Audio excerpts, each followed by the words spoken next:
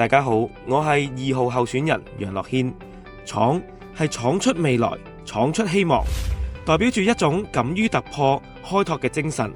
等我哋青年嘅聲音可以為九龍中闖出新發展。而家住喺香港嘅生活壓力真係好大，住又貴，食都貴，要破局就一定要有改變。阿軒會推動政府建立健全嘅人口政策，去降低我哋嘅生活成本，打造九龍城同黃大仙成為一個有幸福感、成就感、歸屬感嘅社區。等我哋住喺度嘅居民切切實實咁感受到發展成果帶俾我哋嘅幸福感。阿軒會推動公屋重售，亦都會推動政府增建居屋，等我哋年輕嘅家庭可以喺原區扎根，代代傳承。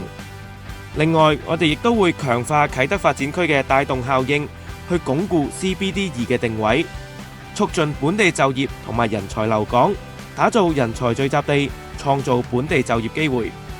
另外，我哋都會推動政府將空置嘅校舍同埋場館化身為更加大嘅社區會堂，俾更加多嘅空間我哋居民使用一站式嘅服務。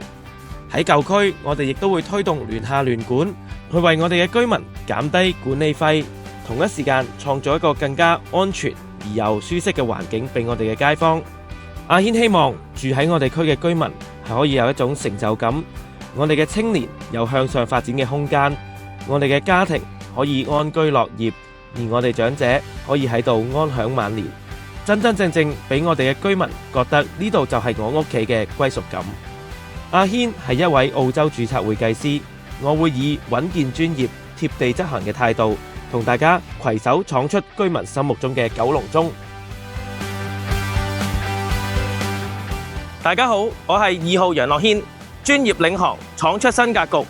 希望大家可以喺12月7號俾個機會我哋青年嘅聲音進入議會。要破局就一定要有改變。